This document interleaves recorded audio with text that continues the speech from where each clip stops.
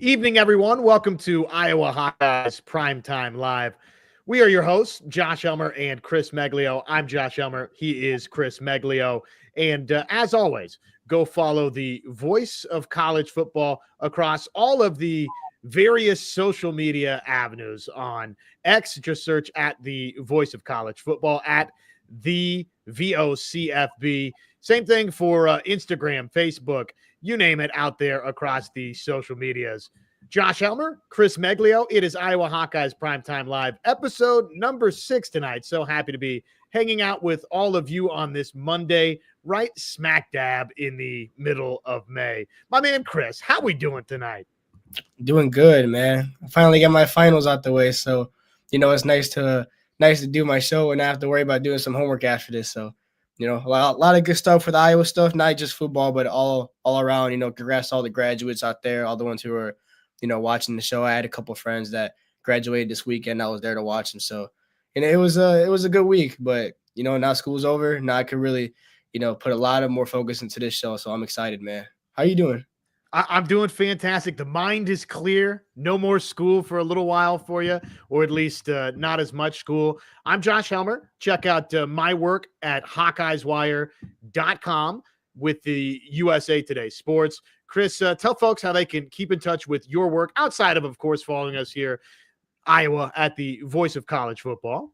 Of course. You can find me at the Daily Iowan. That is the Iowa student-run newspaper. For the summer, I usually take a hiatus, so you can not expect me to do any work for them until August, but I will have an internship starting June 9th at the Des Moines Register, so you can check me out somewhere over there.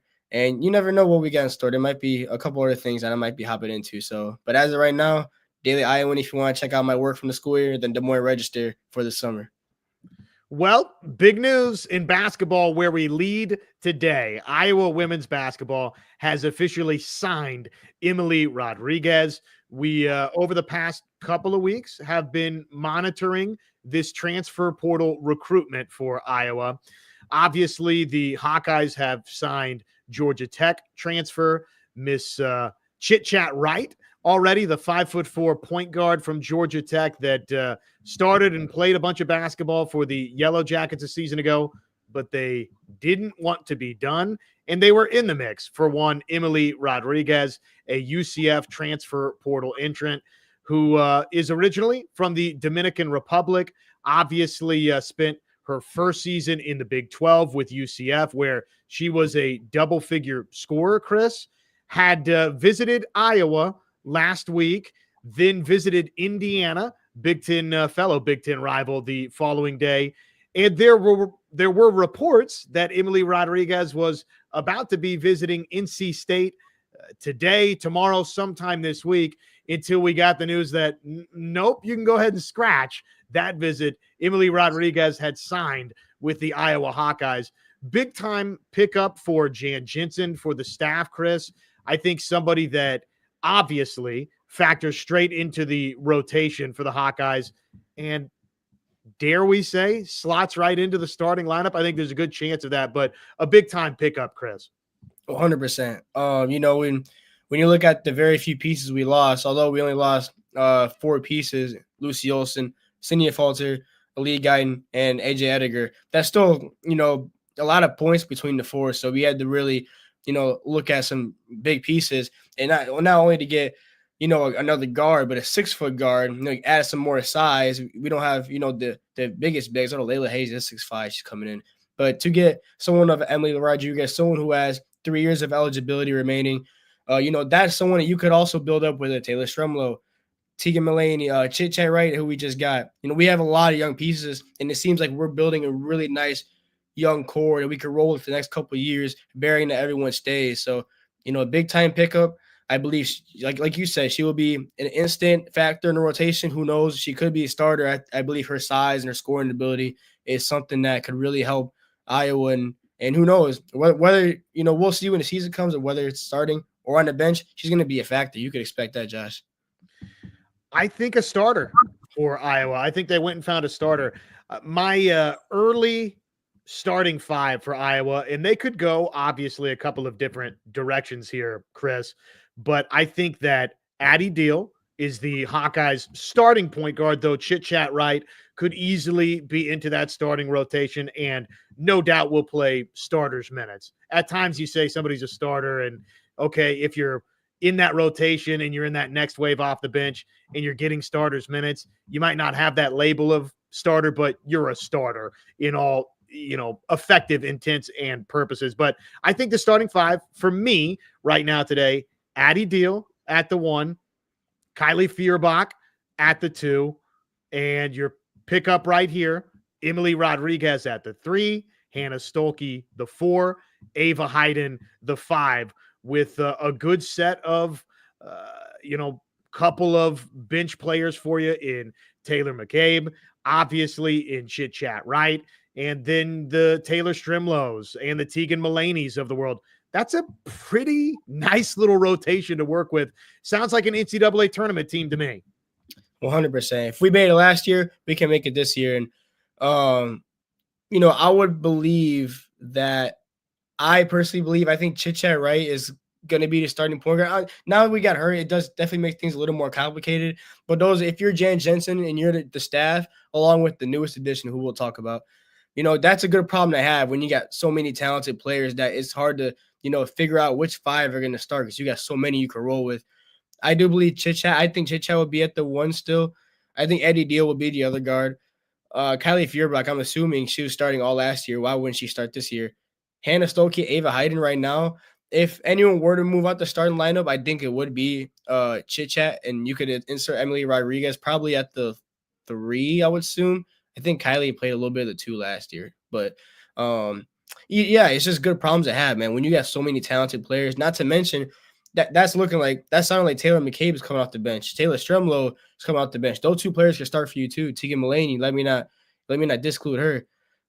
Good problems to have, man. When you got so much talent, you got so much scoring ability. That's a lot of shooting. That's a lot. You got some defense right there. You got some shooting right there. Some inside presence right there. Man, like that's a blessing, man. And we still got more work to do. I know we got a couple more pieces that were rumored that we're looking at, and possibly we could get. So good problems to have. Gigantic. Good close for Jan Jensen and her staff in the transfer portal. It was slow moving for a little while, but now you've certainly upgraded the backcourt and you've supplemented what you've got in the backcourt by bringing in Chit Chat Wright from Georgia Tech, who again is going to be here for an extended period of time, Chris.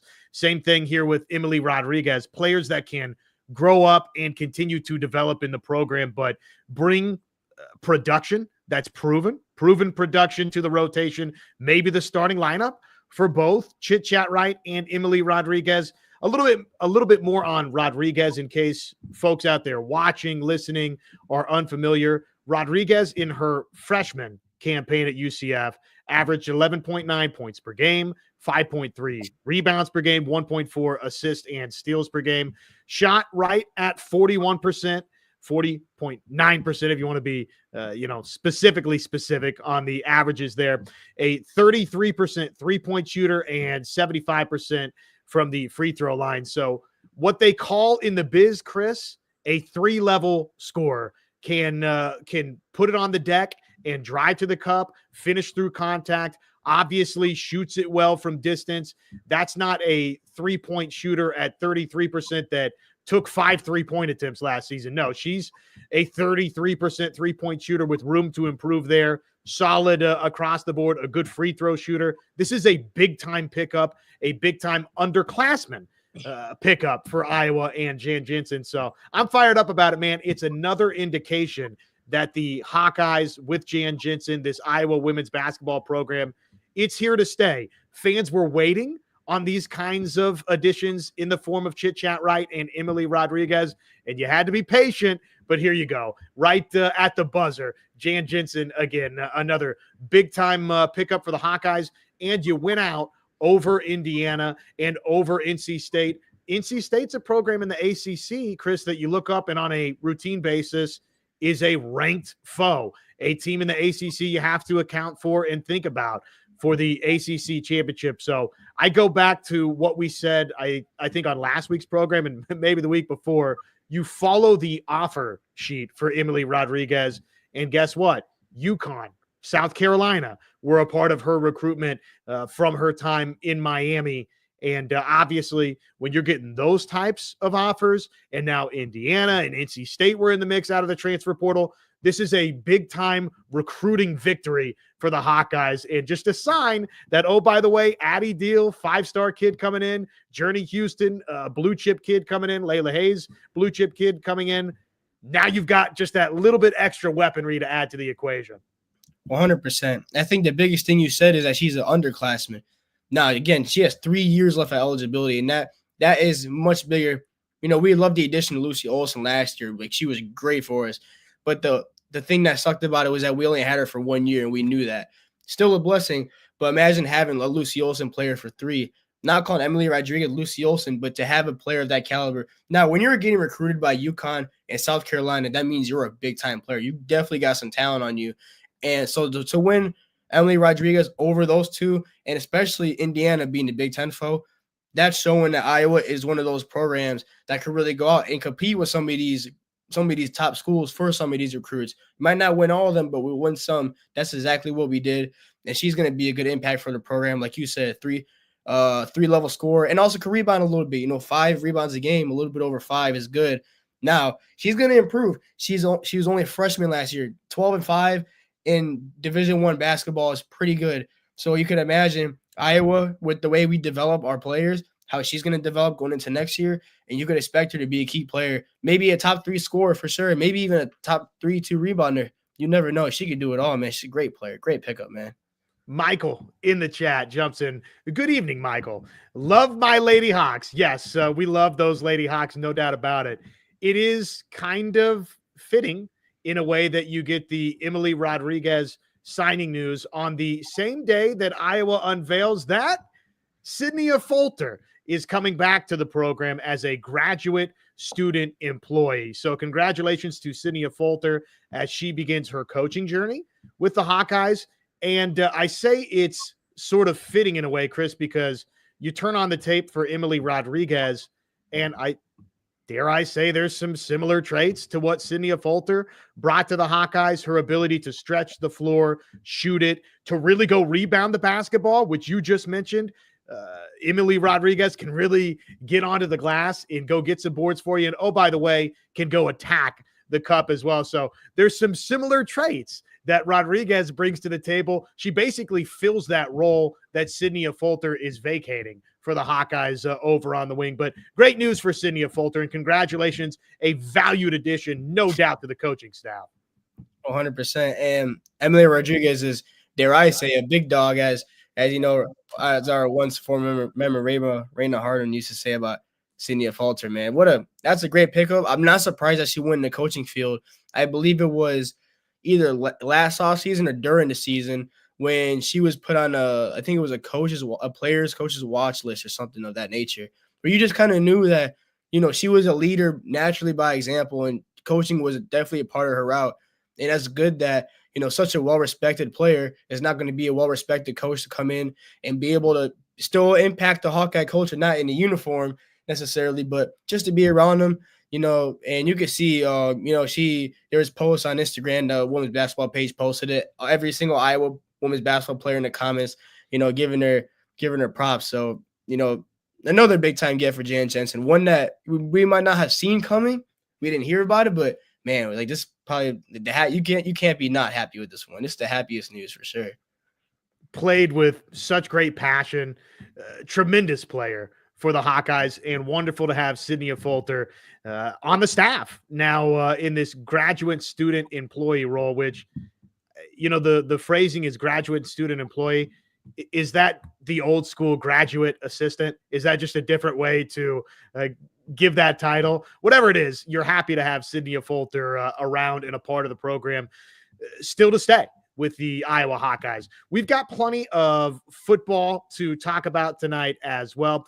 First, before we jump into some of the thoughts that ESPN has on Iowa football and its offseason, as well as the Big Ten's offseason, a word from the main man right here at the Voice of College Football. You can make a difference here at the Voice of College Football. Use the Amazon link.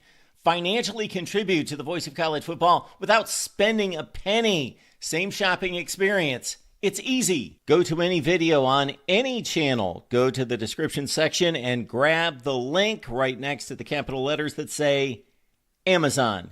Use that link and Amazon will instantaneously convert to your account, settings, history, everything intact, just like whatever link you use right now. No difference.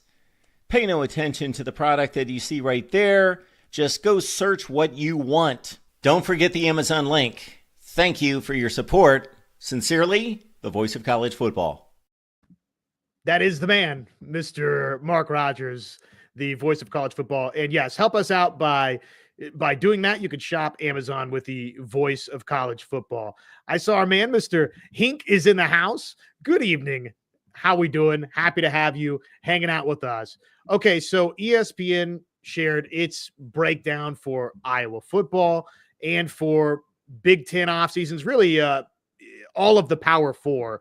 They ranked the best off seasons, Chris, and they based it off of number one, retention of key non-draft eligible players, which I would say, ding, ding, ding. I think Iowa did a great job of that once more, and typically does a very good job on the player retention side.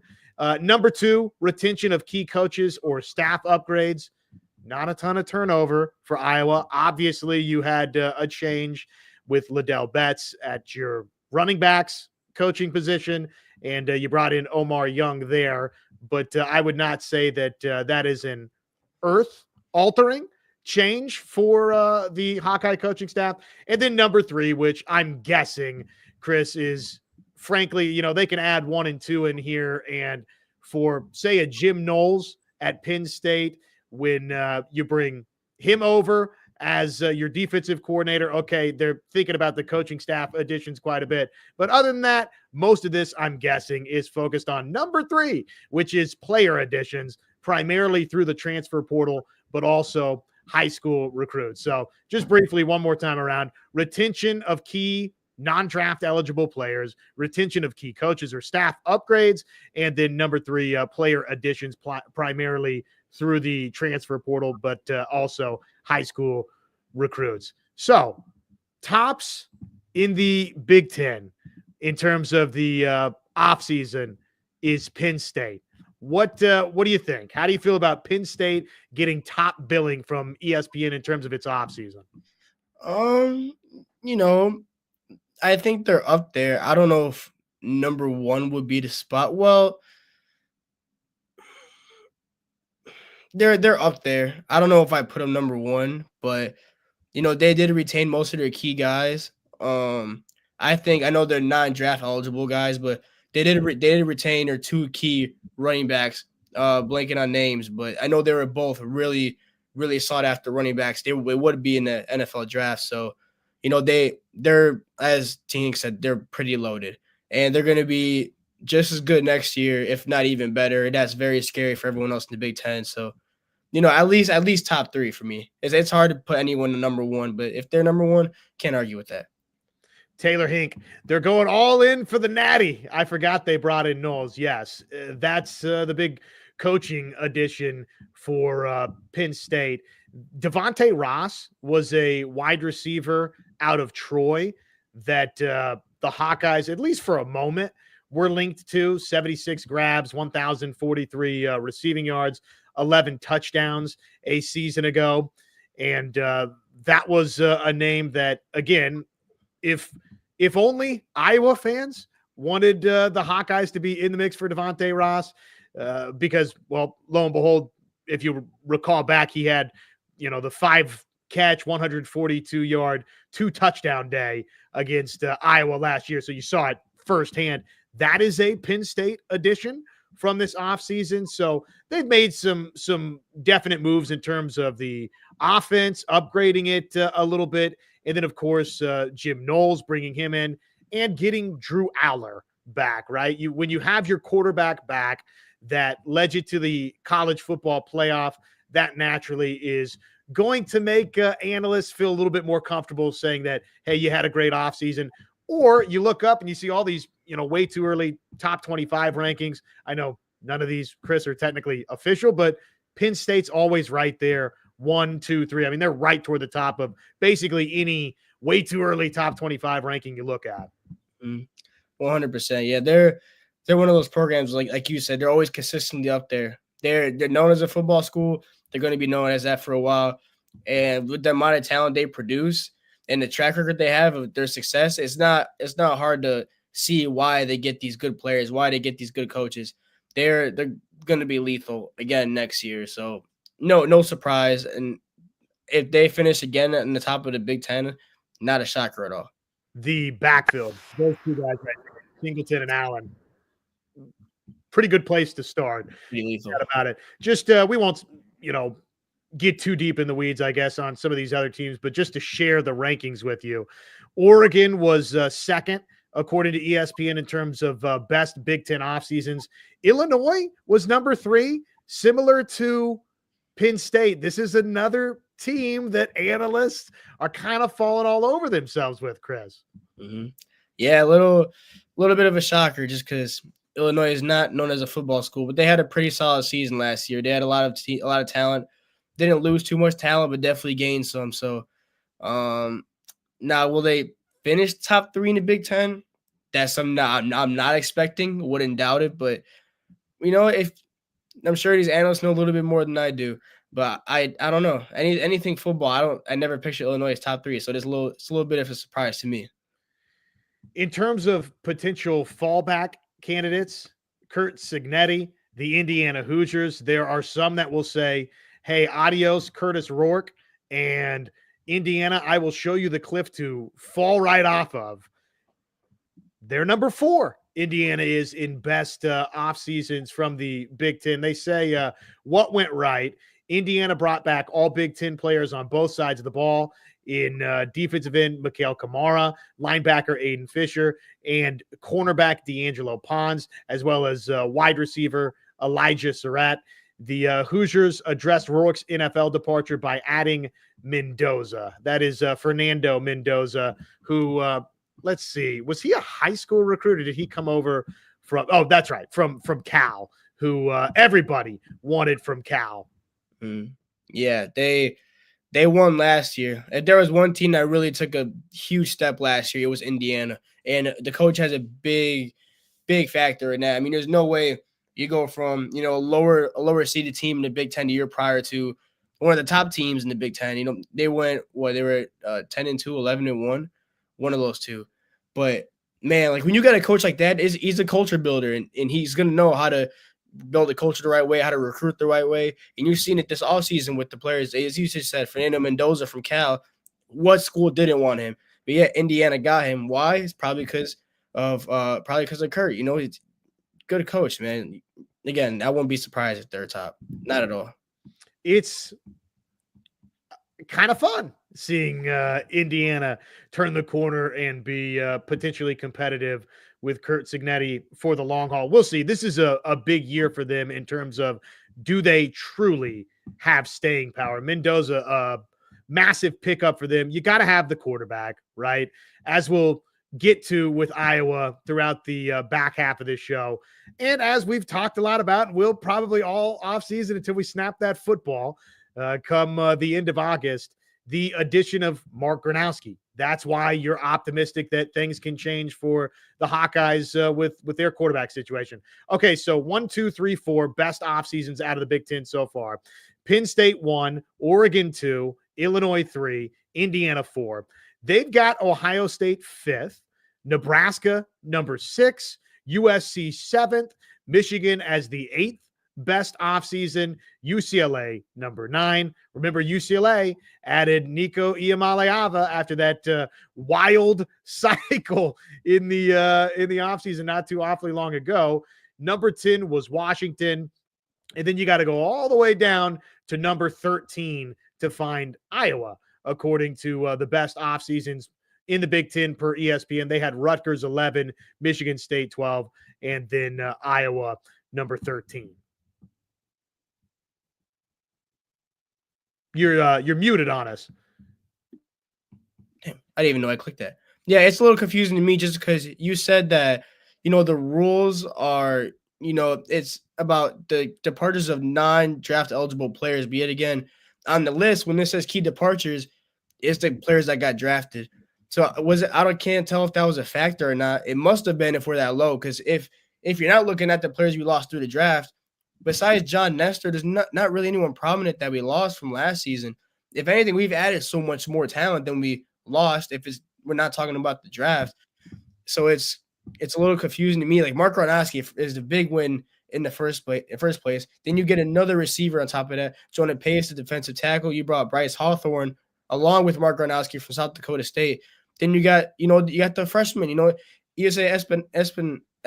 I can never say his last name, but he was one of the highest landed recruits in Iowa football history.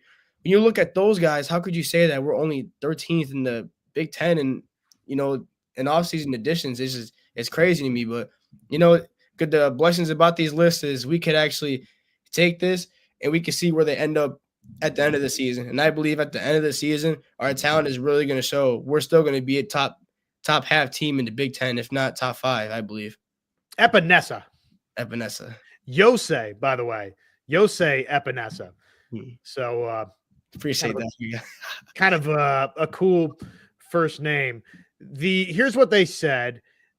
Obviously they took the production side into play. So you're right. That's kind of curious. It almost flies a little bit in the face of what some of the parameters were 1, 2, and 3 in terms of how they were evaluating this thing. But the departures for Iowa, Caleb Johnson, of course, Jay Higgins, Connor Colby, both of the linebackers, Nick Jackson. I mean, that's a lot in, almost all of your tackles, right? And then you get into Castro and Schulte. I mean, the Hawkeyes defensively in the back seven are replacing so much from a season ago. So I can understand where if you're not sold on Shaheed Barrows and the addition that you had from Purdue doesn't seem like an overnight fix for the Hawkeyes, that and you didn't go get a transfer portal linebacker, that maybe some of that would be concerning for you.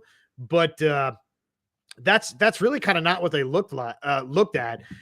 Here's what they said went wrong for Iowa, according to ESPN. Iowa didn't add transfers at running back or tight end after losing Caleb Johnson and Luke Lachey, who was second in receptions. Phillips was productive at the FCS level, and top receiver Jacob Gill returns. But will that be enough to boost the passing attack that has been the worst among non-service academies over the past 4 seasons? Quarterback Brendan Sullivan, who started 3 games last season, transferred before the end of spring, although his departure wasn't a huge surprise after Iowa added Gronowski and Auburn transfer Hank Brown. And, oh, by the way, the Hawkeyes went ahead and added Hecklinski at quarterback as well. So Iowa got busy in terms of reshaping that quarterback room. Brendan Sullivan, as soon as you got Gronowski, he was not sticking around. So to me, I don't know that I evaluate that a ton if I'm looking at how successful or unsuccessful was Iowa's offseason. And that's why I mentioned John Nestor is the only prominent guy to go, just because even though Brendan Sullivan was a key guy, we got a guy that's projected to be, more productive in a sense. So it's not like we didn't have a replacement already lined up. John Nestor, we didn't.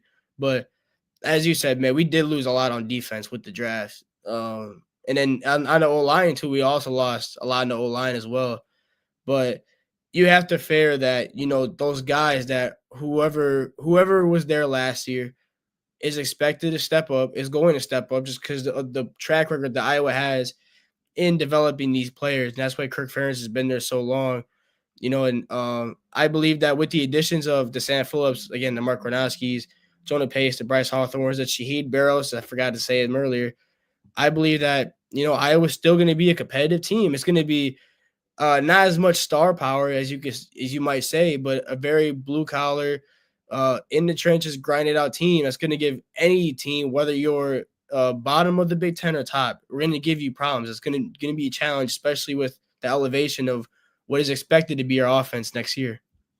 Catch Iowa Hawkeyes Prime Time Live, by the way, on all of your favorite audio podcasting platforms: Apple, Spotify, Amazon, iHeart, you name it. Search Iowa Hawkeyes Prime Time Live, and you can find myself and Chris. If you're not hanging around with us live tonight, then if you miss a show, if you're hanging out live tonight, but you find yourself like life happens to do from occasion to occasion, if you find yourself busy one week, check out the show again by just searching Iowa Hawkeyes Prime Time Live, wherever you consume your podcast. So, okay, here's what went right for the Hawkeyes, according to ESPN in its Big Ten offseason rankings for all of the Power 4 schools and the Big Ten. Here's what went right. After the Cade McNamara saga went horribly wrong, Iowa has genuine hope for a breakthrough on offense with Mark Gronowski leading the unit. He helped South Dakota State to an FCS national championship in 2023 and has eclipsed 2,700 passing yards in each of the past 3 seasons.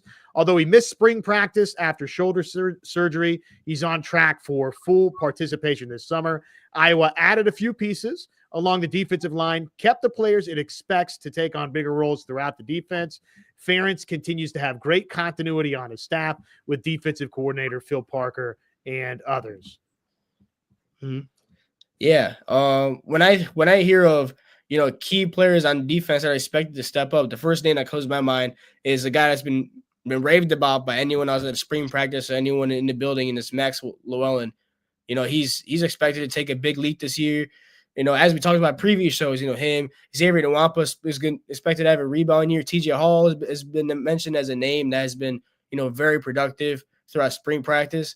And, and like they said, the Cade McNamara saga did not go how fans expected it to. But when you are able to rebound from that by getting arguably the best quarterback in the transfer portal, that's a big win. And, hopefully he could be what we expect him to be, what he's shown he could be. And, you have to think that Iowa on both ends of the ball, including special teams, we could take a jump. I think all around we could take a jump, but it's about how we develop these guys and how Kirk Ferentz and company builds that game plan, game to game around these new players. We didn't gain a huge amount. We didn't lose a huge amount, but at the same time, it's almost a completely different team this time around.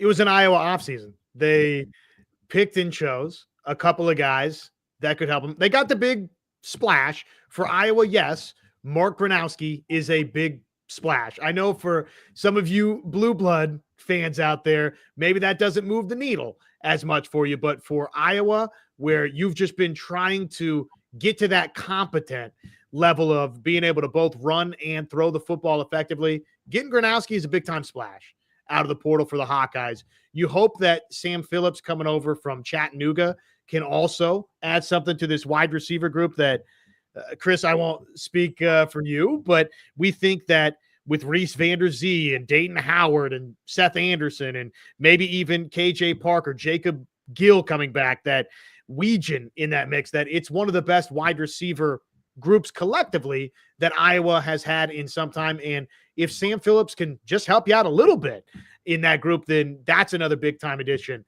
I thought we saw signs in the open spring practice that Jonah Pace is going to help this Iowa football team.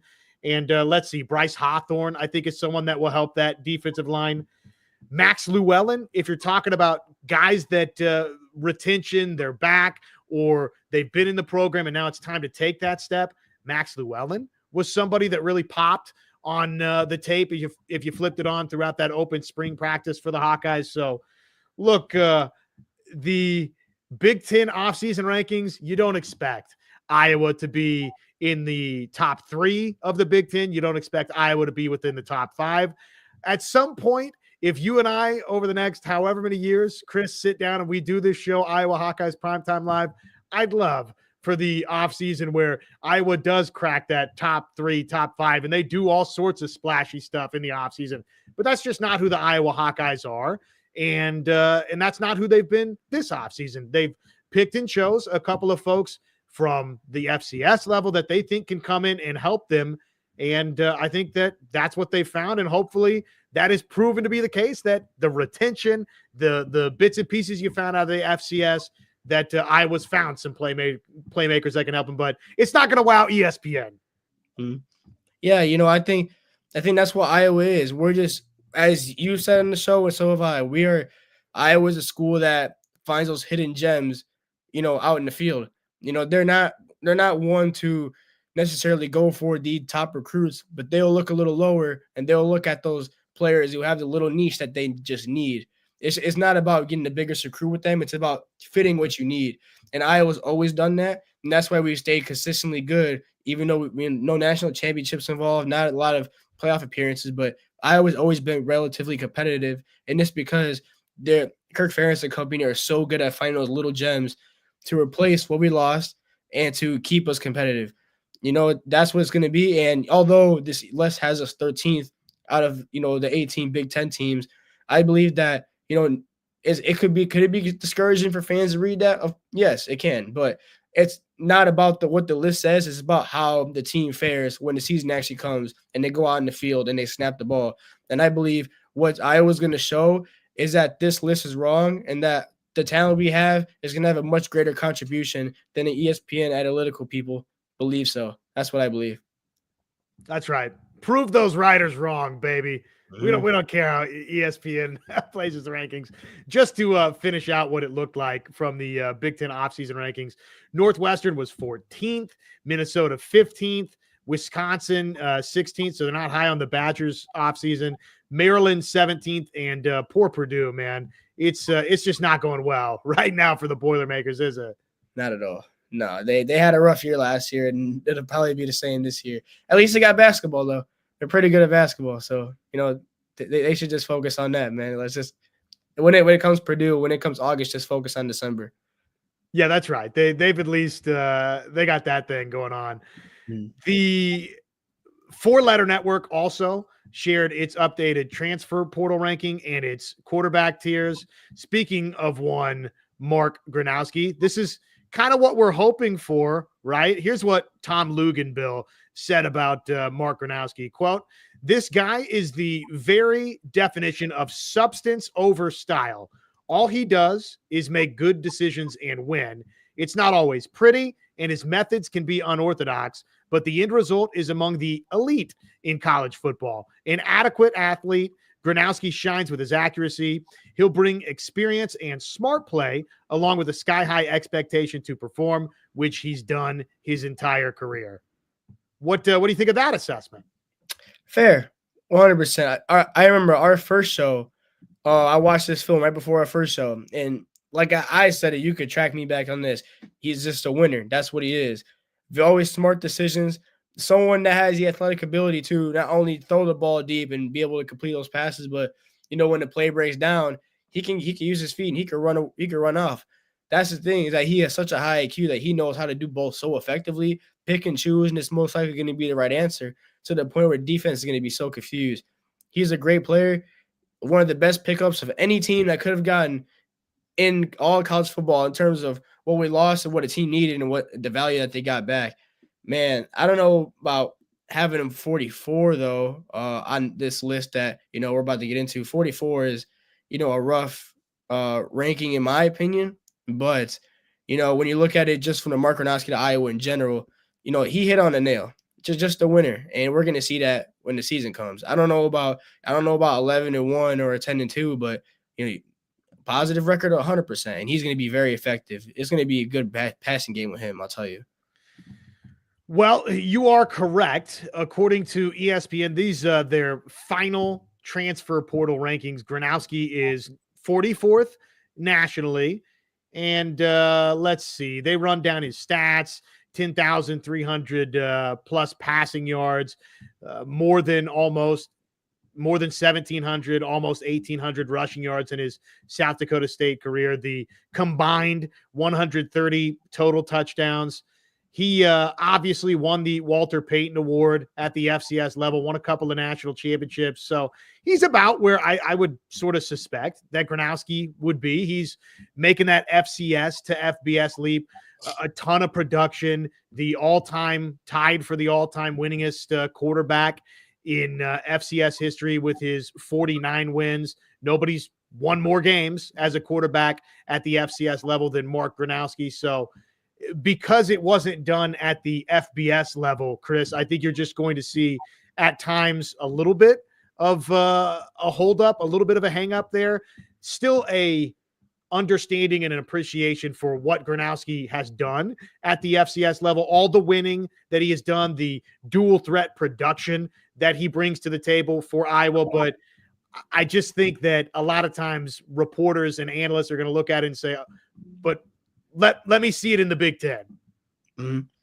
Yeah, you hear that all the time, whether even if it's FBS players going to the NFL, them saying, they said it, I heard the same thing about Caleb Johnson, where it's, okay, well, even though we haven't seen what he's done yet, but they're already saying, okay, well, he's just a power back. Could he really power through these NFL guys, or, stuff of that nature? And again, it's one of those things where we'll just have to see how it plays out. But if you watch his tape and if you see what he can do, his stats back it up, his championships back it up, and just his style of play backs it up.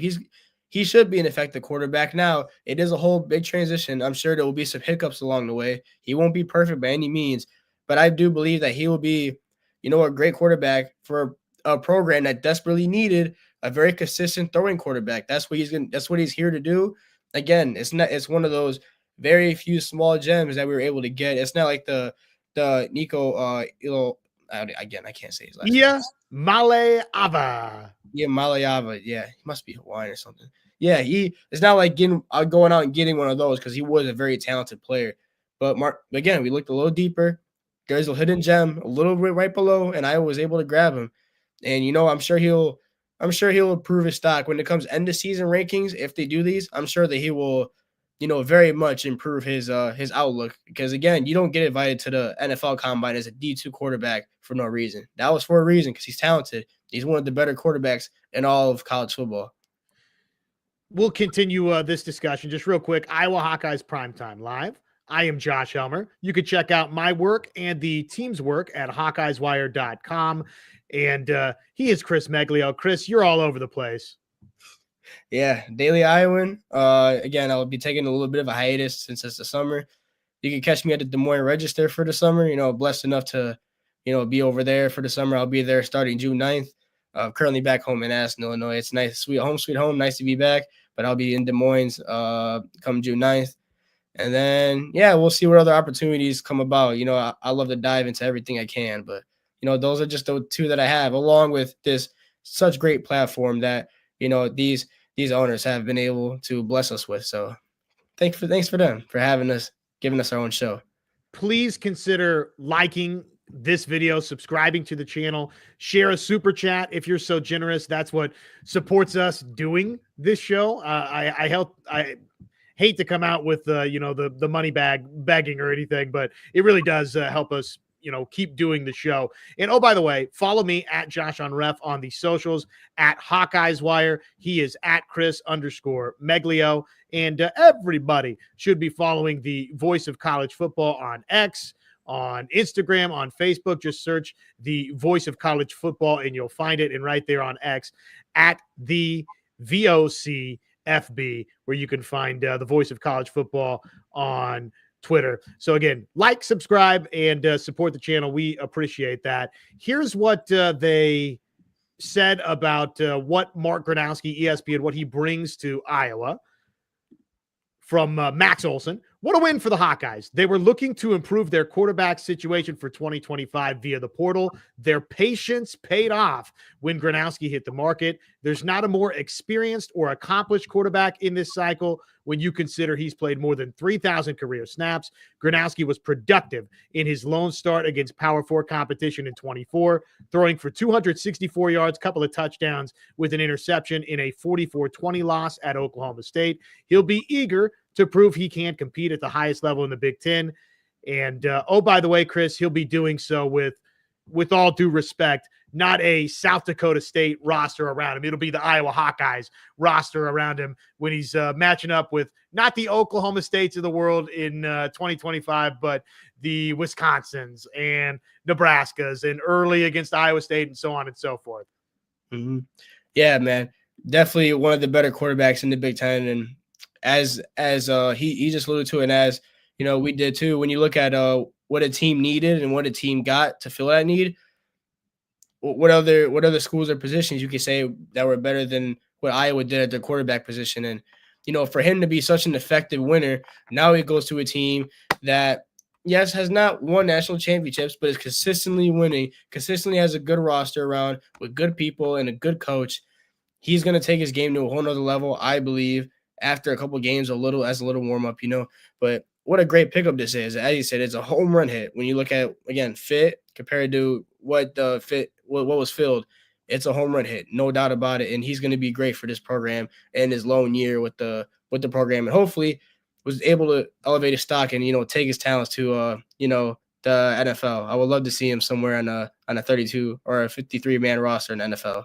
Speaking of the NFL, ESPN also says, welcome to the big leagues, baby, for Mark Gronowski. They released their quarterbacking tiers, and the tier that Mark Gronowski and also Hank Brown, by the way, find themselves in for Iowa is the welcome to the big leagues tier. So this they've got all sorts of quarterbacking tiers. Tier 1 is the top of the class, and this finds your Cade Klubnik, your Garrett Nussmeier, Oklahoma's John Mateer, Drew Aller, Lenore Sellers from South Carolina. And then you've got the Tier 1B, which is DJ Lagway, Carson Beck, Arch Manning. You keep on going down, you got Tier 2 and so on and so forth. And I don't know that they always just do this Tier 1, 2, 1B. And oh, by the way, then you get down to what is Tier 9, and it's welcome to the big leagues. They kind of, after you get out of Tier 1 and 2 and 3, it's sort of just, hey, we're just grouping quarterbacks together at that point. I don't know that they're saying that Mark Gronowski is in the 9th tier of quarterbacks in college football, but he does find himself in what they group as Tier 9, which is the welcome to the big leagues tier. And just a couple of tidbits that they had about Mark Gronowski and Iowa. ESPN wrote, Iowa's offense could finally have some life with a quarterback from South Dakota State. All of the Tier 9 quarterbacks are guys that are moving up from a lower level and will be expected to produce immediately at places with high hopes for a playoff run in 25. There's no question that Iowa fits into that group where if Mark Gronowski is as advertised, you feel like, sure, the Hawkeyes will have a chance to potentially crack the college football playoff code for the first time. This stat, though, oh my gosh, this stat hurts your soul to hear this as a Hawkeye fan. Iowa has only 47 touchdown passes in the past 5 seasons combined. In that same time span, Ohio State has 173 touchdown passes. Iowa has not averaged 1 passing touchdown per game since 2019. So yes, welcome to the big leagues.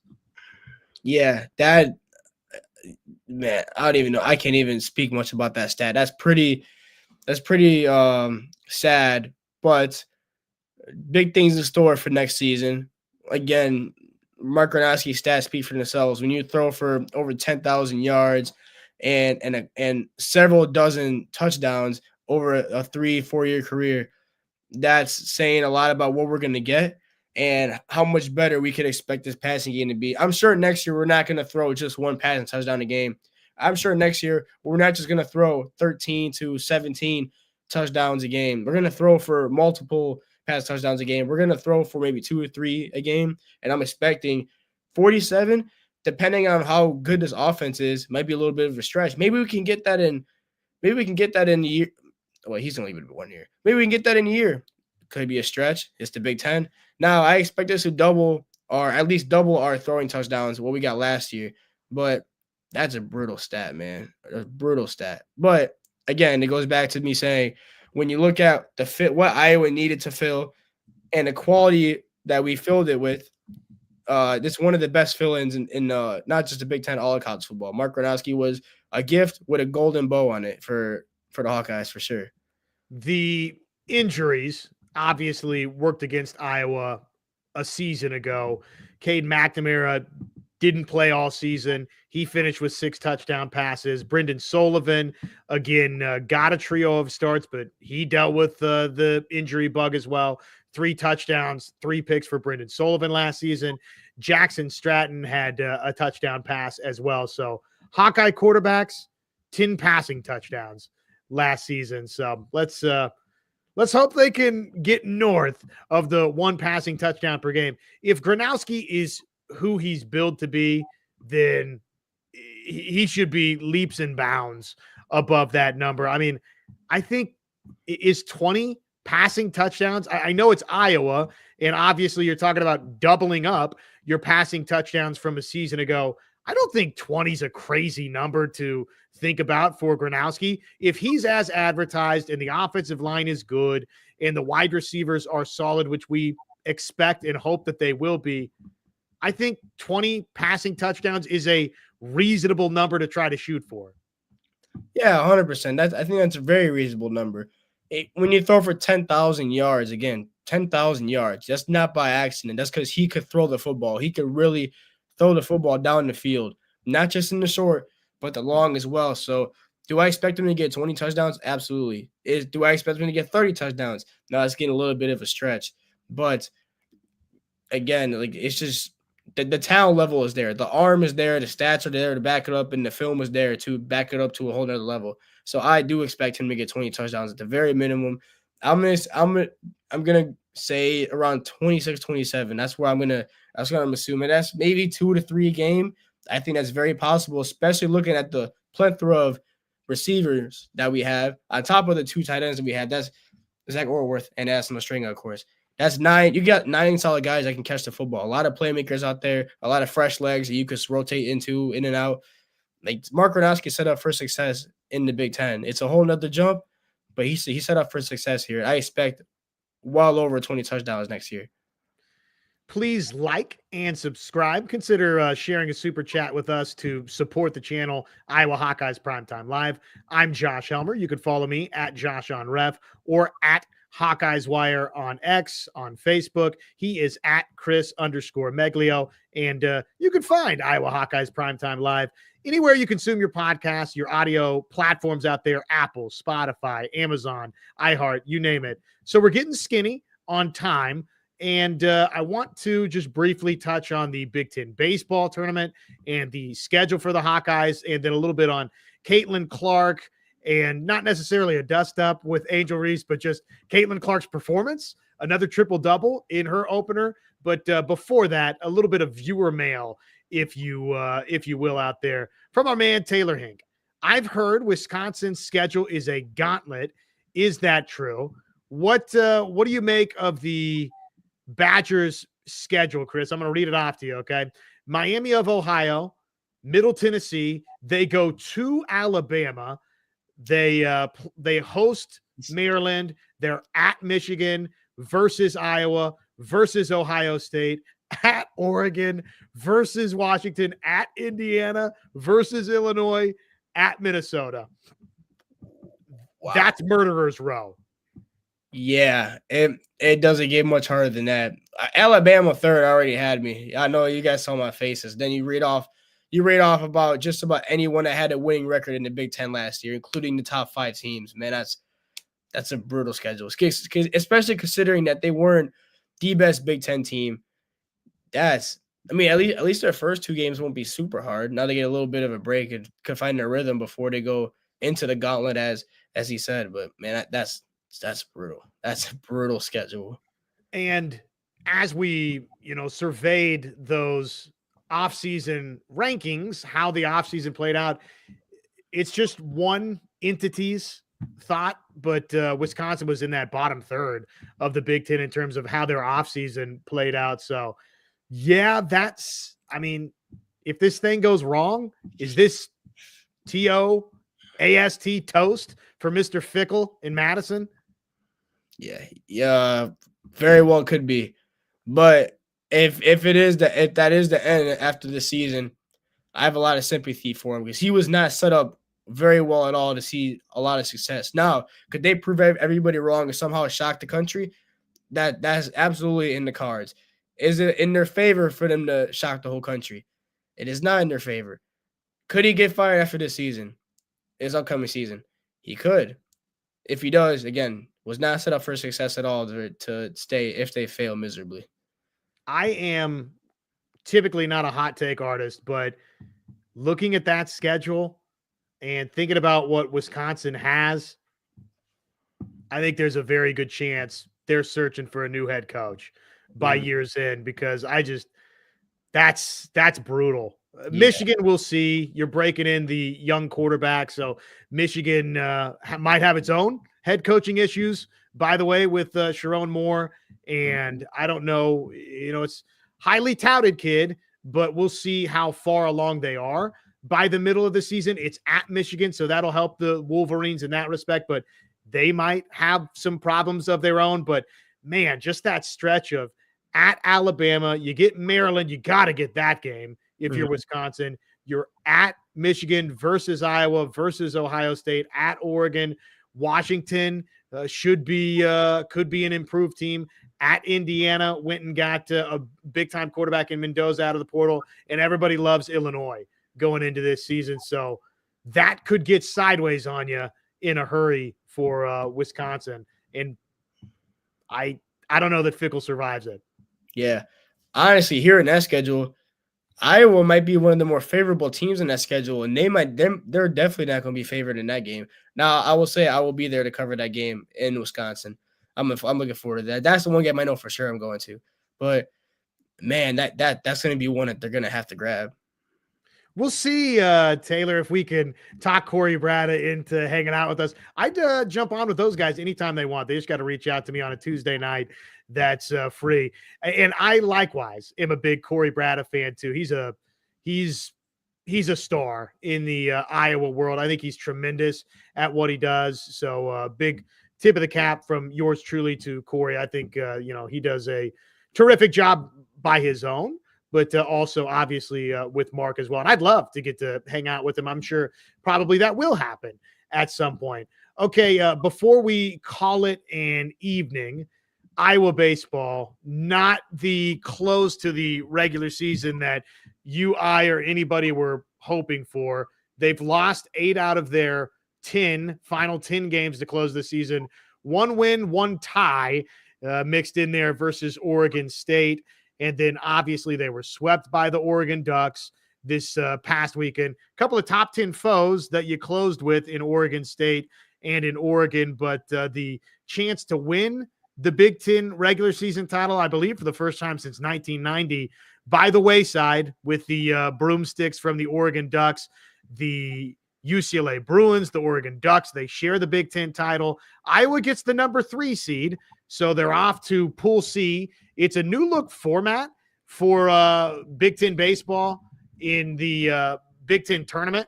So Iowa is in pool play, and they will have number 6 seed Indiana, and they'll have number 10 seed Rutgers as part of that pool play.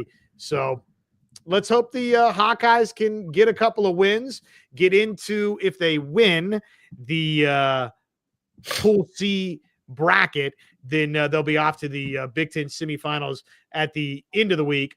I believe on Saturday. I think that's the schedule for this thing. Pool C, they're with Indiana. They're with Rutgers. The schedule, Iowa plays, Chris, at 6 o'clock. This obviously scheduled. We'll see how it unfolds in terms of how long these games in front of them go. But they play Rutgers 6 o'clock on Wednesday night, and then they'll play on Friday afternoon, 2 o'clock versus Indiana. Under the situation that Iowa and Rutgers and Indiana all split with one another, and everybody's 1-1 in that pool, in that pod, Iowa, by virtue of being the number 3 seed, would automatically advance to the semifinals. But the semifinal would be on Saturday, the Pool B winner versus Iowa's Pool C at 6 o'clock. And then obviously if the Hawkeyes could win there, they'd go to the Big Ten Baseball Championship game on Sunday at 2 o'clock. Probably Iowa now has to go win this Big Ten baseball tournament to get into the postseason, unfortunately. Yeah, it was a brutal ending to the season, but I'm looking at it in the term of how last season went. Where Iowa was a team last year that could have won the Big Ten.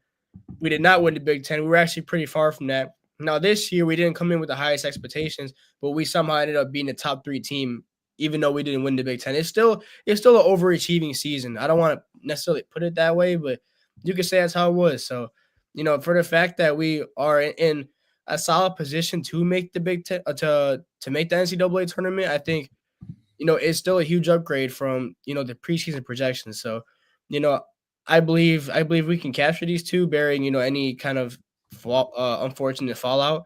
But we have a good chance to come out of Pool C, and we have a pretty solid chance at winning the Big Ten tournament. And we're just gonna have to get through, the Oregons of the world and UCLA's of the world. But it could be done.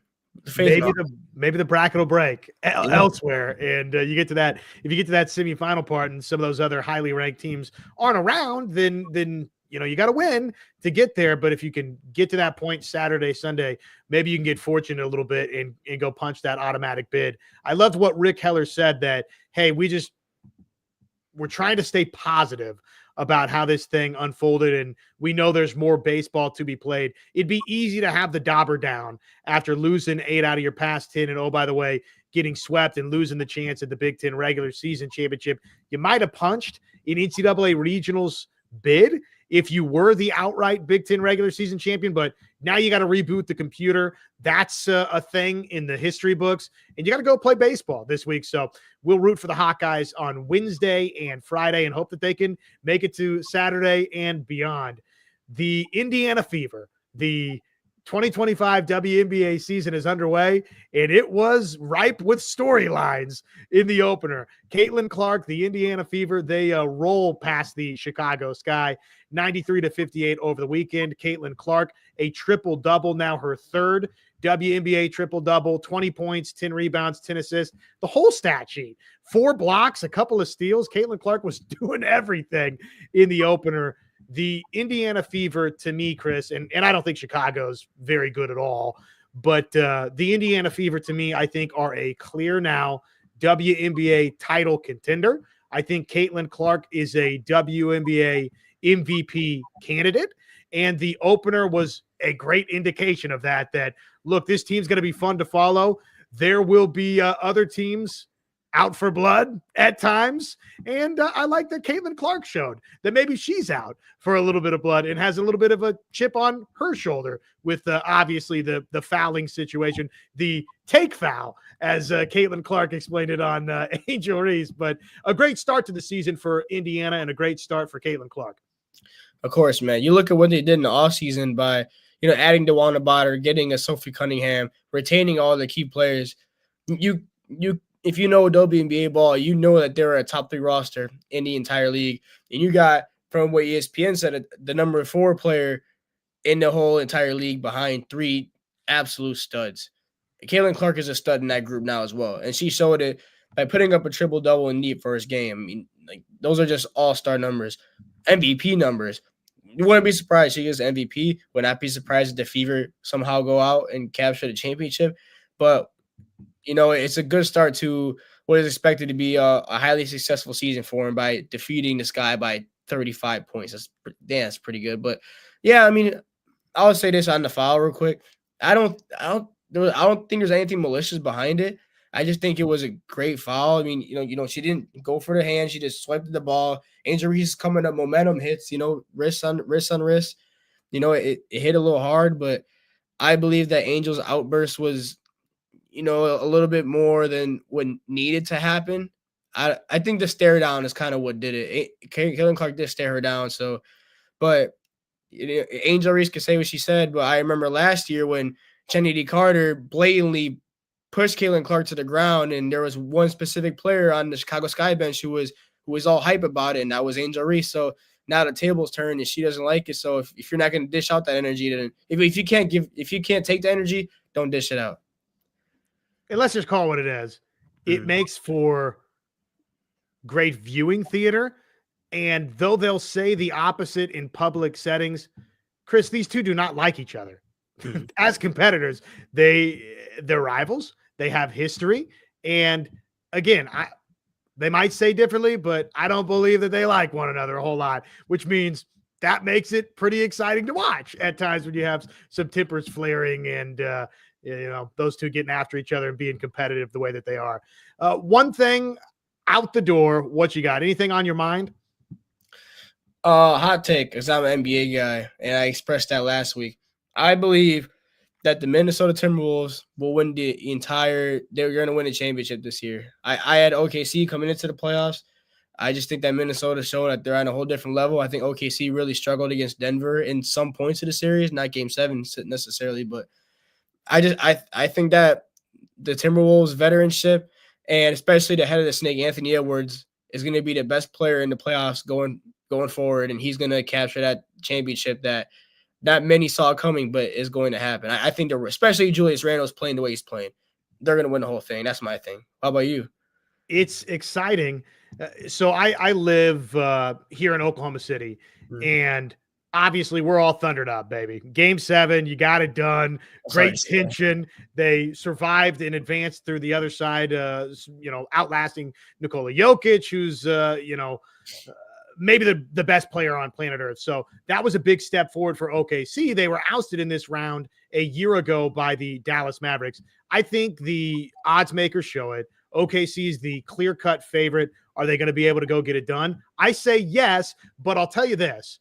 It's exciting for NBA fans that aren't Lakers fans or Celtics fans or fans of teams that have won just recently because, look, you got the New York Knicks. Their last world championship was in 1973, and everybody else left has not won an NBA title. So I think a lot of times as sports fans, that's fun when you get new franchises, new teams that are in the mix to somebody getting a championship right out of this Final Four, whether it's Minnesota, if it's OKC, if it's out of the East with Halliburton in Indiana or Mr. Brunson in New York. I think that's exciting that it's going to be somebody different.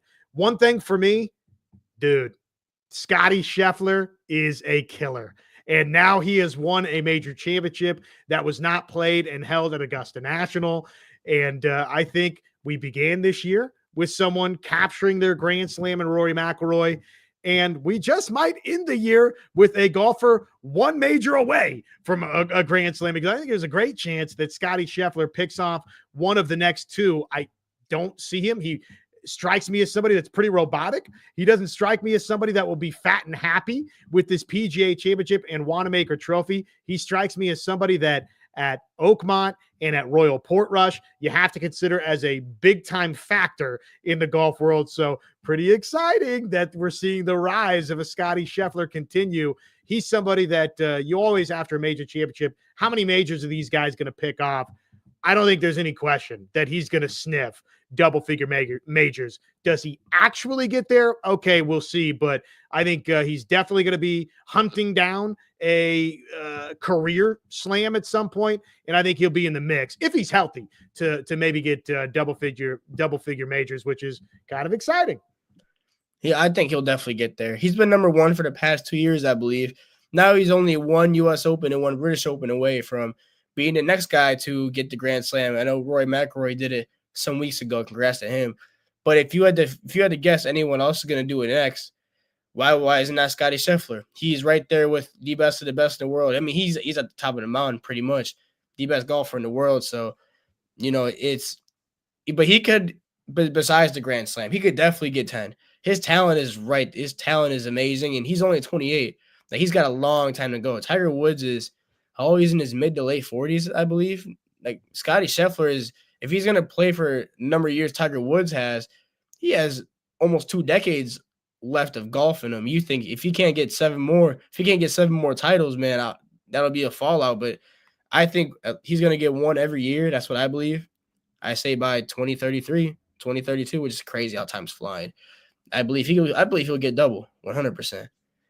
Well, he would join a list of, I think, only 3 golfers if he gets to double-figure majors. Hey, everybody, consider liking and subscribing to the show. Please share a super chat if you're hanging out with us. That helps support us doing the show, and we greatly appreciate that. But more than anything, like and subscribe, and consider checking out the audio side. If you're not with us on a Monday night right here, 6 o'clock every Monday, Iowa Hawkeyes Prime Time Live, you can get the podcast anywhere you consume podcasts, Apple, Spotify, Amazon, iHeart, you name it. Until next time, he is Chris Meglio. Check him out on social media at Chris_Meglio. I am at Josh on Ref. You can also please support my work at Hawkeyes Wire and check out my written work, HawkeyesWire.com. ESPN.com. We'll see what the week brings us as we move through the month of May. We're about a buck and a half away from the Iowa Hawkeyes resuming their summer work, their summer activities. So we'll have some Iowa football news trickling around the corner as well. Everybody, hey, thanks for joining us. Have a great rest of your week. Chris, so long, my man. Have a good week. You too, man. Thanks for everyone for joining us. Always a blessing to do one of these, man. Never a dull moment. And we'll see you all back here next week. So long, everybody. That's right. Enjoy the weather, guys. It's getting nice.